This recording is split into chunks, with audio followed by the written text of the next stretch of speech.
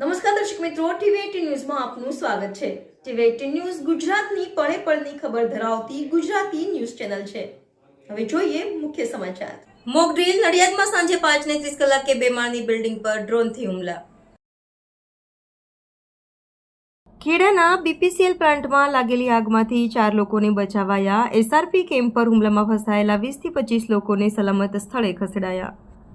ખેડા જિલ્લામાં civil ડિફેન્સના operation shield અંતર્ગત નડિયાદમાં SRP group 7 અને ખેડાની બીપીસીએલમાં સાંજે 5:30 કલાકે મોક ડ્રીલ યોજાઈ હતી, જ્યારે નડિયાદ કોર્પોરેશનમાં સમાવિષ્ટ યોગીનગર અને ડભાણ વિસ્તારમાં 8 થી 8:15 કલાક સુધી સંપૂર્ણ બ્લેકઆઉટ કરાયું હતું।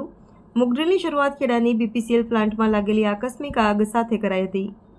સાયરન સાથે જાણ કરાતા ફાયર બ્રિગેડની ટીમે અગ્નિશામક કામગીરી શરૂ કરી હતી। કામગીરીમાં ઇજાગ્રસ્ત થયેલા લોકોને દિલધડક રીતે સુરક્ષિત સ્થળે પહોંચાડાયા હતા।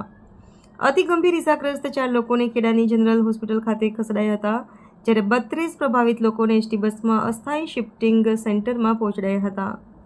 15 મિનિટમાં મોક ડ્રીલ સફળતાપૂર્વક પાર પડાઈ હતી। બીજી મોક ડ્રીલમાં નડિયાદના એસઆરપી કેમ્પ ગ્રુપ 7 ખાતે સાંજે 5:30 કલાકે ડ્રોનનો હુમલો થયો હતો। એસઆરપી કેમ્પની 2 માળની બિલ્ડિંગમાં 20 થી 25 લોકો ફસાયેલા હોવાનું માલુમ પડ્યું હતું। તેઓ બચાવ માટે બૂમો પાડી રહ્યા હતા। હુમલાની જાણ ડિઝાસ્ટર શાખામાં કરાતા ફાયર એમ્બ્યુલન્સ સહિતની ટીમો સ્થળ ઉપર પહોંચી હતી। તમામ ઘાયલોને સારવાર અર્થે સિવિલ હોસ્પિટલ નડિયાદ ખાતે ખસેડવામાં આવ્યા હતા। સિવિલ હોસ્પિટલ નડિયાદ તથા અન્ય વોલેન્ટિયરની મદદથી તાત્કાલિક બ્લડની વ્યવસ્થા કરી દેવામાં આવી હતી તથા અન્ય સુરક્ષિત લોકોને તાત્કાલિક સંતા અન્ના હાઈસ્કૂલ નડિયાદ ખાતે લઈ જવામાં આવ્યા હતા। આ મોક ડ્રીલમાં અધિકારીઓ સહિત 100 સિવિલ ડિફેન્સ વોલેન્ટિયર પણ જોડાયા હતા।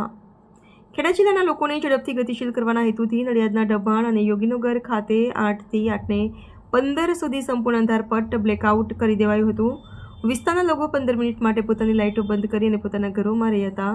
ડભાણ અને યોગીનગર વિસ્તારમાં યુવાનો અને વૃદ્ધ લોકોને ખાસ કરીને વાહન ચાલકોને હેડલાઇટ બંધ કરવાની વિનંતી કરતા જોવા મળ્યા હતા। ટીવી18 ન્યૂઝ ગુજરાતી, ખેડા।